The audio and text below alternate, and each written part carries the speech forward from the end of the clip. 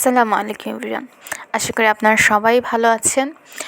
আজকের এই ভিডিওটা আমার বাড়িতে ঘোরাঘুরি বা আমার পরীক্ষা শেষে যে বাড়িতে হুট করে প্ল্যান করে বাড়ি যাওয়া, সেখানে একদিন থাকার এই মোটামুটি ছোটো একটা জার্নি বা শর্ট ট্রিপও বলা যায়।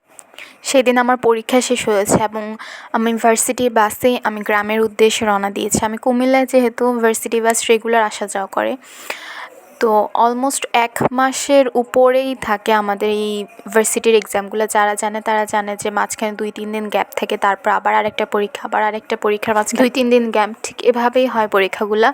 তো সেই দিন আমার পরীক্ষা শেষ হতে হতে অলমোস্ট 12টা 12:30টার মতো বেজেছিল। 3 ঘন্টার পরীক্ষা ছিল। তো শেষ হওয়ার পর আমি কিছুক্ষণ ওয়েট করে আমি ভার্সিটি বাসে উঠে গিয়েছি। ভার্সিটি বাস 3:30 থেকে ছাড়বে। And look at the view. আল্লাহর যে সৃষ্টি এত সুন্দর, এটা আসলে আমরা প্রতিনিয়ত আশেপাশে দেখি, কিন্তু অতটা আমরা উপলব্ধি করতে চাই না। আমাদের উপলব্ধি করাটা দরকার। তো সেদিন আস্তে আস্তে খুব রাত হয়ে গিয়েছিল। খুব রাত বলতে 9টার মতো বেজেছিল। এসে আর আমার এনার্জি ছিল না যে আমি ভিডিও করব। তো এইখানে সকালে ঘুম থেকে উঠে আমি দেখলাম যে চারপাশের পরিবেশটা অনেক বেশি সুন্দর। শহরে থাকতে থাকতে ইট পাথর দেখতে দেখতে আসলে এই জিনিসগুলো দেখা হয় না। আর এখানে একটা খুব ইন্টারেস্টিং ব্যাপার হচ্ছে যে এখানে একটা মুরগি ছিল, যেটা হচ্ছে আমাকে দেখে, আমি ভিডিও করছি, সে বুঝতে পারছে। বোঝার পর তার রিয়াকশানটা কিছুটা এরকম ছিল যে আমাকে ভিডিও করে কী হয়েছে। কিন্তু আমরা যে সবসময় মুরগি দেখি না, শহরে কিন্তু মুরগি পালার মানুষ নাই, জায়গায় নেই, মানুষ কোথা থেকে পাবো। তো এখানে সকালে নাস্তার জন্য ব্রেকফাস্ট রেডি করতেছে। সকালের নাস্তা আসলে শীতের সময় গ্রামে মানুষ পিঠে খাওয়ার জন্যই যায়, তো সেই জন্য আসলে পিঠে খাওয়ার আয়োজন। আর চিতই পিঠা খেতে আমরা সবাই জানি যে 2-3 প্রকারের ভর্তা লাগবে। এটা অফকোর্স লাগে সরিষা বাটা, এখানে শুটকির ভর্তা এবং সরিষা বাটা তৈরি করে নিচ্ছে। আর এদিক দিয়ে আপু পিঠার ডোটা তৈরি করছে। এটা অ্যাকচুয়ালি ভাপা পিঠার ডো ছিল। সামহাও আমি ওই ভাপা পিঠার ক্লিকগুলো নিতে পারিনি। এখানে চিতই পিঠা করা হচ্ছে। চিতই পিঠার জন্য আসলে সেই পরিমাণ পরিবেশ বা সেই পরিমাণ জিনিসপত্র দরকার হয়।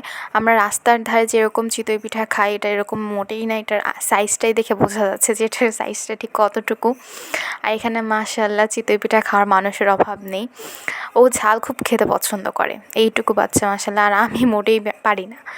আর এখানে হচ্ছে গ্রামের নাস্তাগুলো ঠিক এরকম সুন্দর করে সাজিয়ে দেওয়া হয়।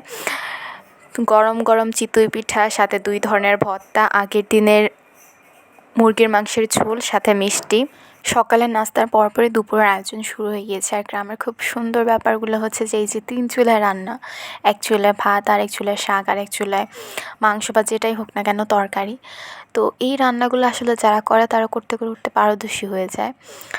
আর এগুলো আসলে খুব সুন্দর। আমি খুব রেয়ারেস্ট এই জিনিসগুলো দেখি। দুপুরের খাওয়া দাওয়ার আসলে সেরকম ভিডিও নেওয়া হয় না।